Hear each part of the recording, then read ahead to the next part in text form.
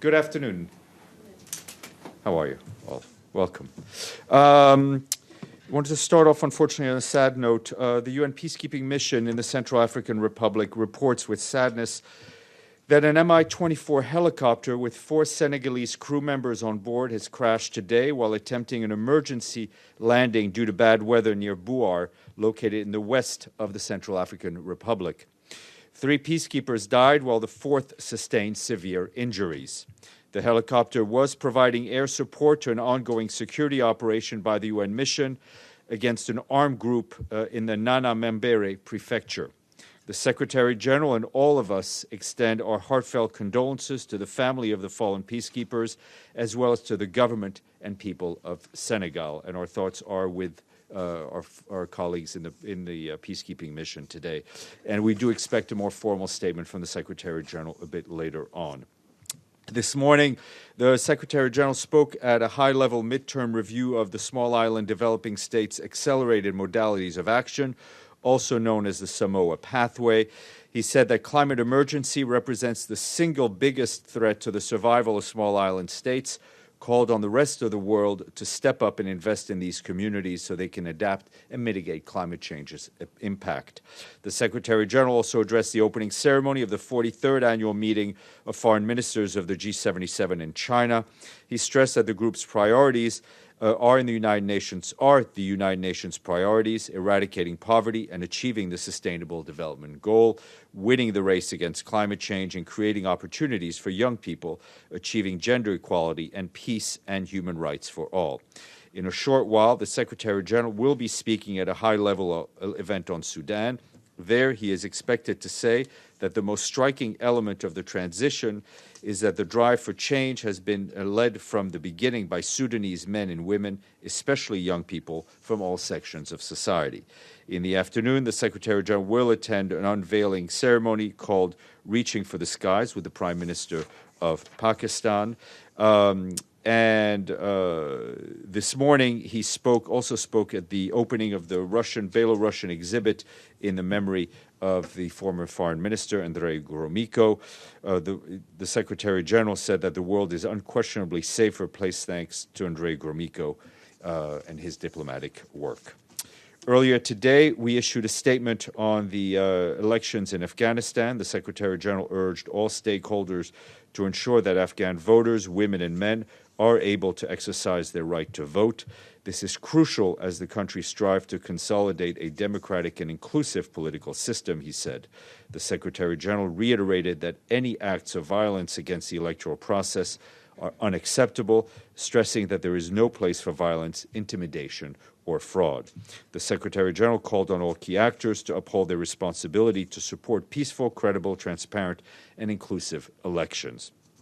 He also reiterated the UN's commitment to continuing to assist the people of Afghanistan. And turning to Libya and refugees, a group of 66 vulnerable refugees was evacuated from Libya to Rwanda yesterday evening on a flight chartered by UNHCR. This was the first group of refugees to be moved under the emergency transit mechanism, which was recently set up by the government of Rwanda, UNHCR, and the African Union. An entire group has been granted asylum seeker status pending assessment of their refugee claims by UNHCR. Nearly a third of them were children, most of whom were accompanied and traveling without a family member or parent. A second evacuation flight is expected in the coming weeks as UNHCR continues every effort to get vulnerable refugees in Libya out of harm's way.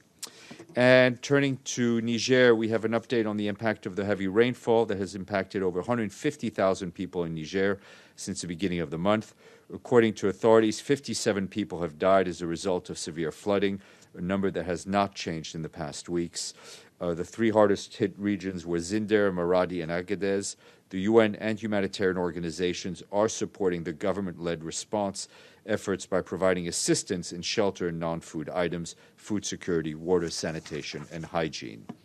And turning to the Bahamas, the UN Migration Agency today said it is significantly scaling up its support for survivors of Hurricane Dorian, by managing shelters, providing essential household items to displaced families, supporting debris removal operations, and providing information on the needs of the affected population. The agency is also supporting the government to monitor the missing persons list. This support is possible thanks to the $1.9 million granted this week by the UN Emergency Response Fund and the U.S. Agency for International Development. According to the government, there are still 600 people missing and tens of thousands of displaced who need help. And our friends at UNICEF and the Islamic Development Bank today launched a fund that will open new opportunities for Muslim philanthropy to contribute to emergency response and development programs. It is estimated that the annual zakat contributions alone may reach up to $600 billion, making this a significant potential source of sustainable funding to help achieve the SDGs. And in response to a query we received on whether the UN has changed its position on China's representation in light of the reported participation of an individual from Taiwan at an event at the United Nations, I would like to formally state that the individual in question did not participate in an official UN meeting. She was invited by a member state to attend an event hosted by that member state. The UN Secretariat has no control over the guest list for meetings hosted by member states. The United Nations abides by General Assembly Resolution 2758, adopted in 1971, which recognized the People's Republic of China as the only legitimate representative of China to the United Nations. After we are done here, there will be a press briefing on sustainable energy centers for small island developing states. Speakers will include Li Yong, Director General of the UN Industrial Development Organization, known as UNIDO. Along with him will be Fekitamoela Katoa Utoi Kamamanu, the High Representative of the least developing countries, landlocked developing countries, and small island developing states, as well as Tuliepa Sailele and Lupe Soilele Malileligowi, the Prime Minister of Samoa, with apologies for my mispronunciation, no doubt. 2 p.m. there will be a briefing by Abdullah Hamdok, the new Prime Minister of the Republic of Sudan. 3 p.m. Sergei Lavrov, the Minister of Foreign Affairs of the Russian Federation. 4 p.m. Mahathir bin Mohamad, the Prime Minister of Malaysia. 5 p.m. There'll be a briefing here by Delcy Rodriguez, the Vice President of the Bolivarian Republic of Venezuela. And lastly, we want to thank our friends in Lusaka in Zambia who have paid their regular budget dues in full, which brings us up to... Thank you, Stephane. You have to answer the question. Questions. No, you have to answer it. Your questions. 127. All right, it was the answer. Please. Thank you, Stephane. Is the Secretary General following the protests in Egypt? Does he have a position on the way the authorities have been handling the protests? We're looking at reports mentioning over 1,900 who have been detained. And just to highlight one thing, one of those detainees, according to reports, is Mr. Khalid Dawood. He's a former colleague, and he was a journalist at the UN. So do you have something to say about the situation? We're following these developments closely, and I would refer you to the statement put out by the High Commissioner for Human Rights, Michelle Bachelet, today, in which she expressed her serious concerns, and Ms. Bachelet speaks on issues of human rights for the Secretariat. Yes, sir. Thank you, Stephane.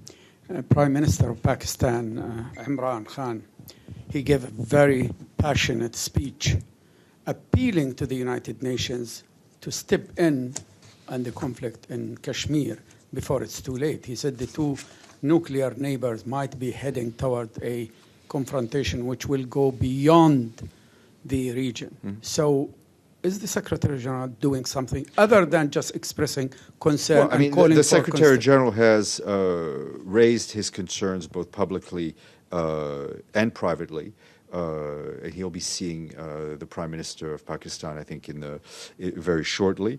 And he, of course, remains very concerned about any potential escalation between Pakistan and India over the situation in Kashmir. His message is very direct, that this issue needs to be dealt with through dialogue. And the way I think I interpreted the message, I was watching part of the speech by the Prime Minister. I think it's also a message to member states. Yes, Errol. Thank you, Steph.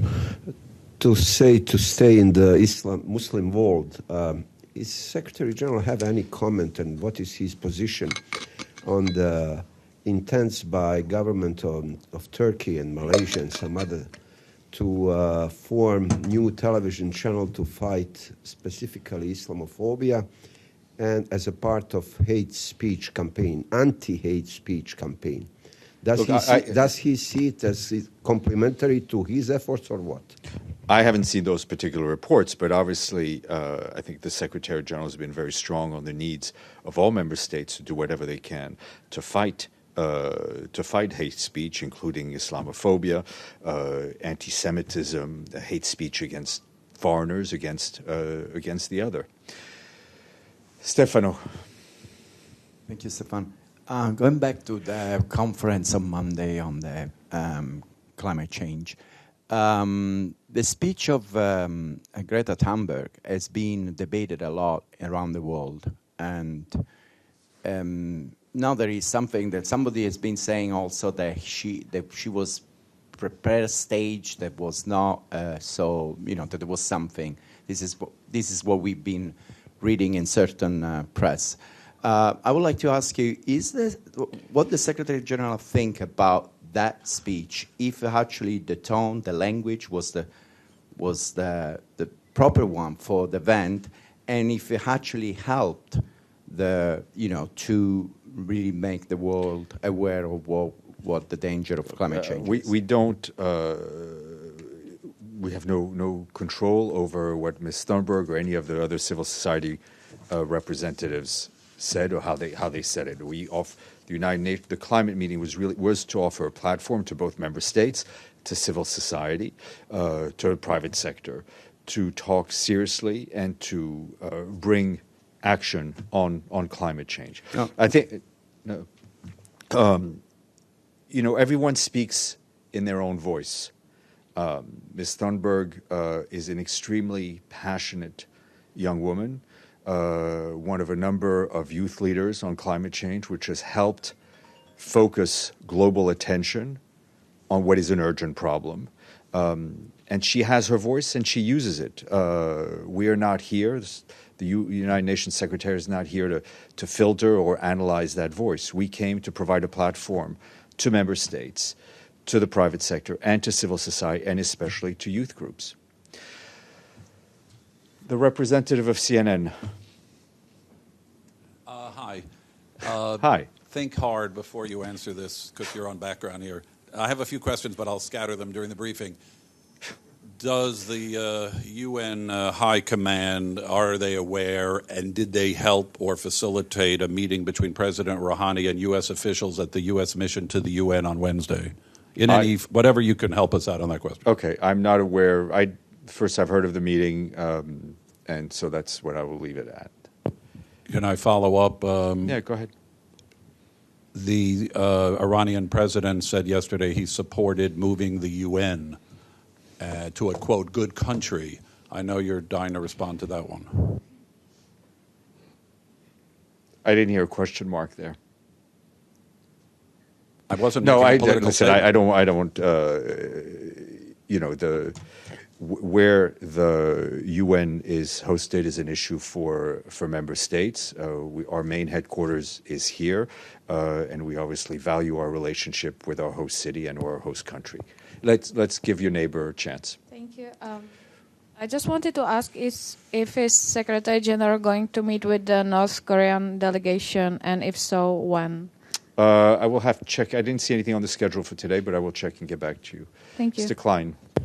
Yeah, there have been some press reports that the Secretary General was, there were various adjectives, angry, frustrated with some government leaders that he believed did not step up to make the commitments he was hoping for on climate change. Obviously, the United States was, and Trump was mentioned as one possible target of his anger/frustration. Could you, I know you're not necessarily going to use any characterizations or adjectives, but can you tell us the Secretary General, as honestly as you can, the Secretary General's conclusions as to whether the summit met his expectations and whether he was disappointed with any of the responses or lack of commitments by any member states? I wouldn't use the term disappointed.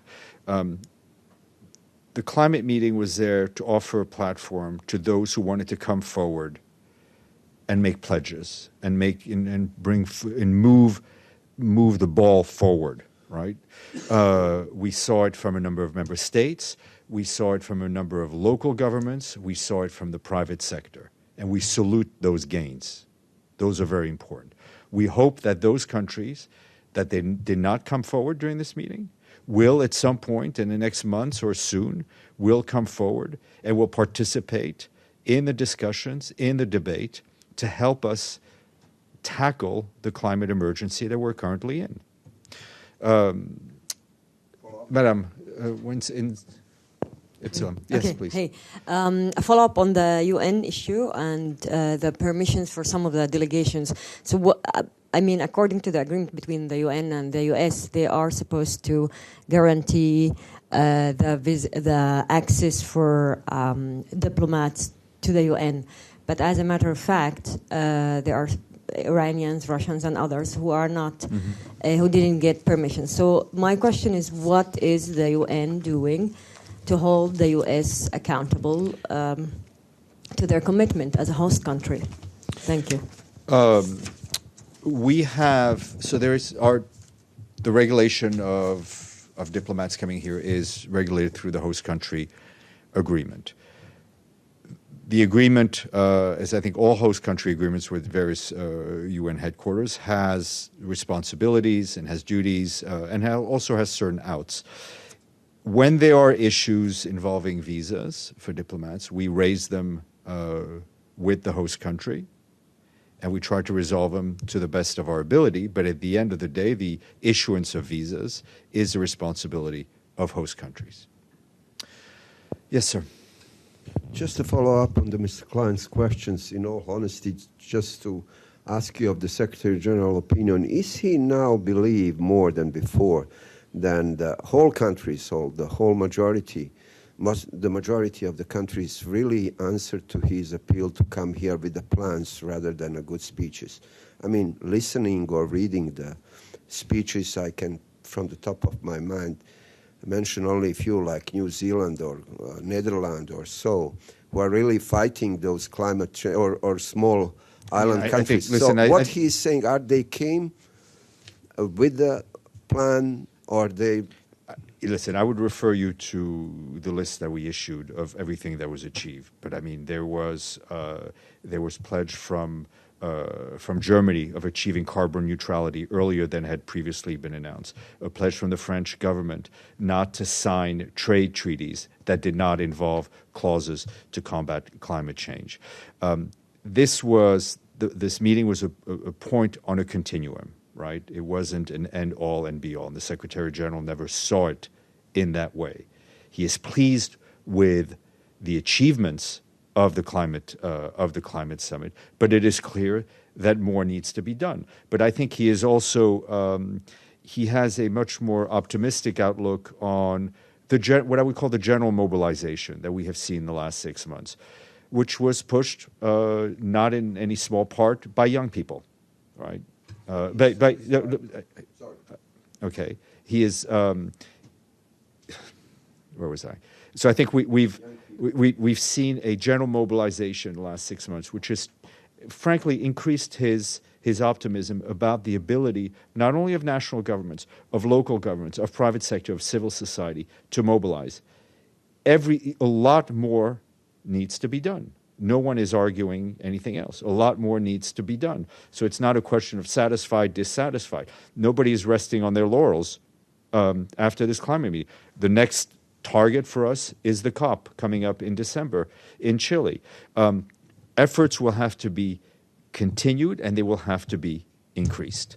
Just to finish with this, as my colleague Stephane said a long time ago, if he needs and sees that as dramatic as it is, why he is not doing that more dramatically and go and mobilize more people? Listen, I don't know what more you want the Secretary General to do. He has, if you don't think he's raised his voice on climate, then with all due respect, I'm not sure you've been listening.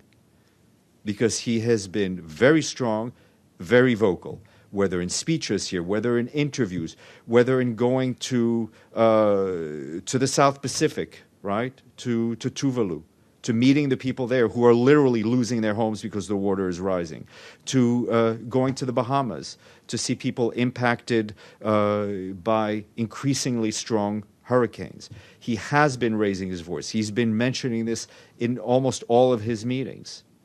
He brought together here on Monday world leaders, civil society leaders, business leaders. He spent a lot of time with assets managers, with bankers. We got things moving from them. No one would ever say that we're satisfied. No, we're not, right? We need to keep going, and he will keep going.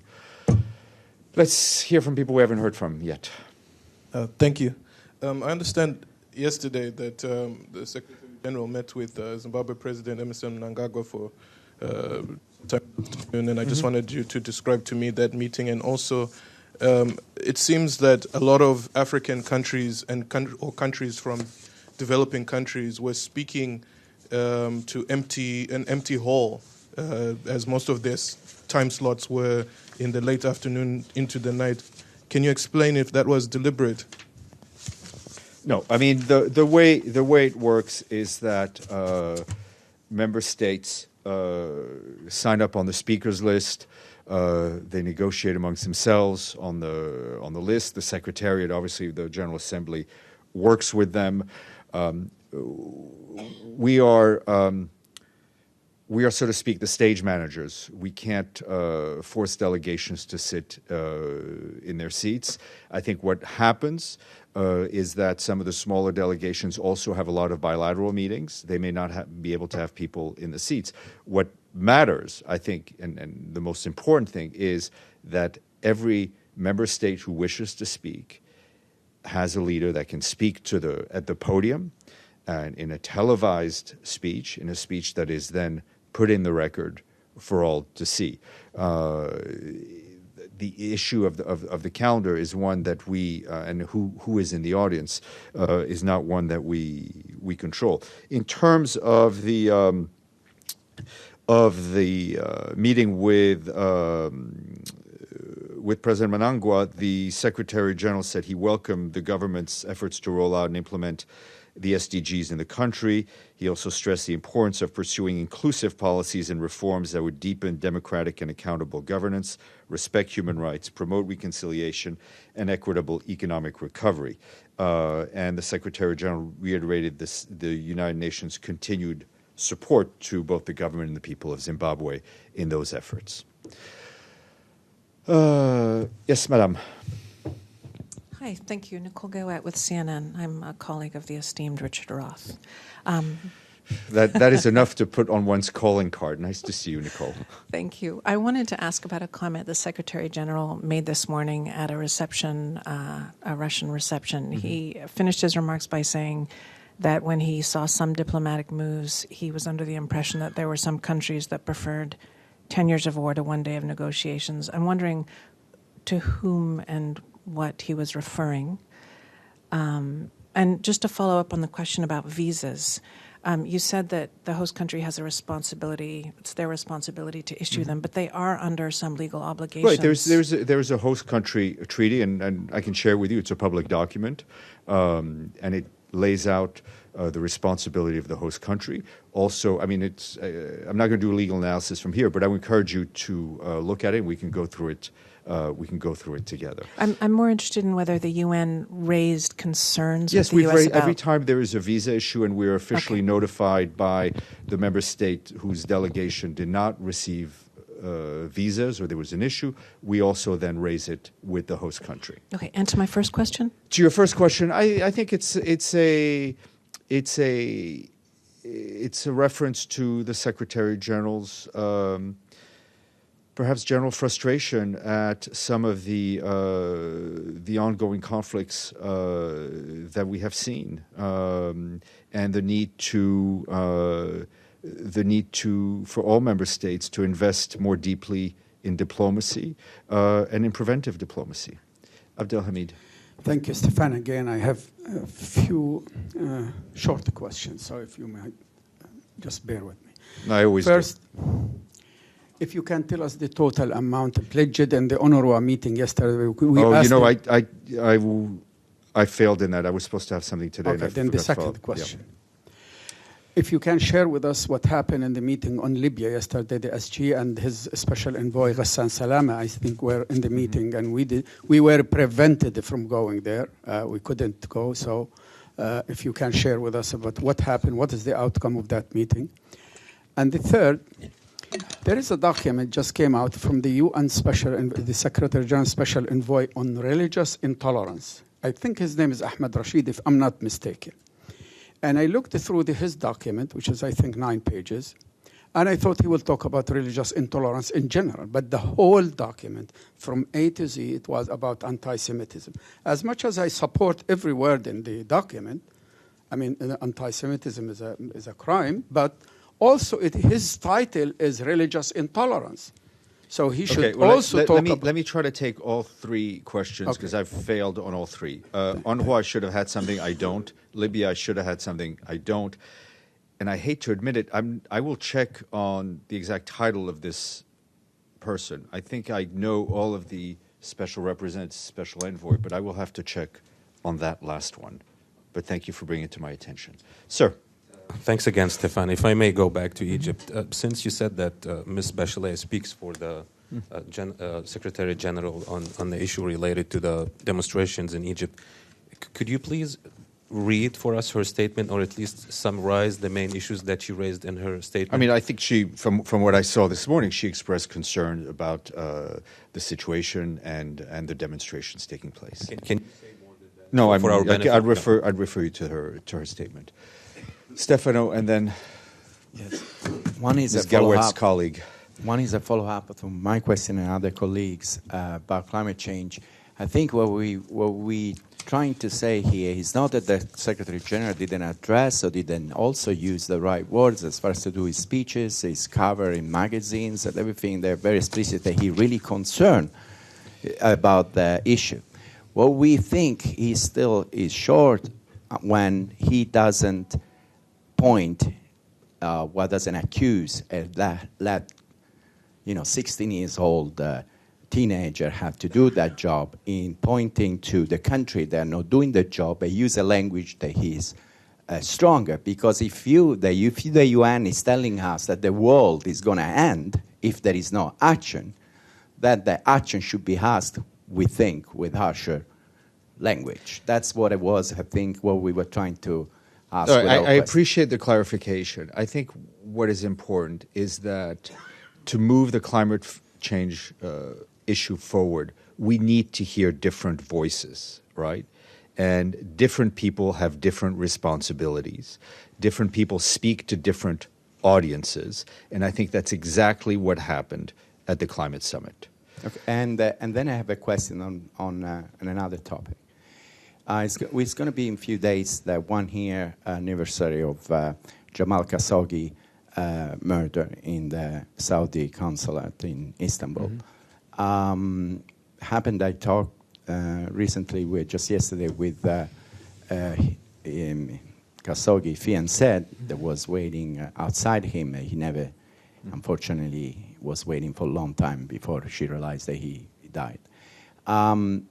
she was satisfied with, so far, with the way the investigation that UN did. But she's not satisfied with that yet. She thinks there is not yet. We didn't arrive to pointing to who is guilty here of his murder. So my question is the Secretary General does the Secretary General think that still is needed a last step to understand who did this? I would refer you to what the Secretary General has always said, which he feels very strongly, that there needs to be a full accounting for the killing of Mr. Khashoggi.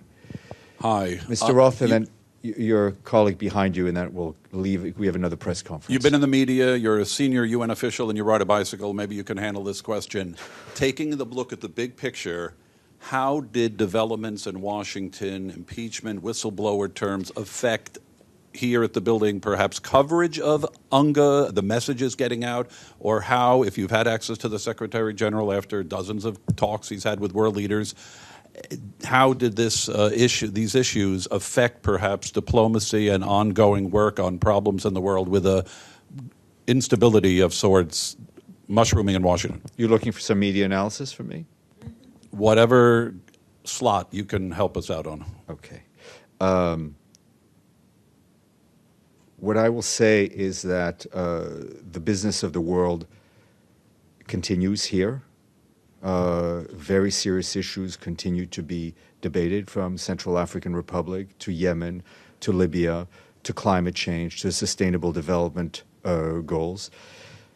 The meetings, the bilaterals are continuing. The people who are suffering in the world need us to come up with solutions, and the discussions on those are continuing this week and will continue onwards. Yes, sir, and then we'll leave it. We'll go. Hi. I have a question about the same thing, the Pakistan issue and the Kashmir issue. So what China will be playing a role in between that? Because What? China, Sorry, say again? What China will be playing a role between Kashmir and Pakistan issue? Because China borders lies on Kashmiri border as well. And how the CPAC will be, the corridor, how it's going to be planting a role, as in India-occupied Kashmir is just 80 kilometers from there. So how United Nations will playing its part? I mean, I think I'm not sure I understand your question. I mean, it seems like that's a question best asked of the Chinese authorities in terms of how they plan to deal with the issue. Otherwise, I think I've answered the questions on Kashmir. Thank you all, and you have another briefing.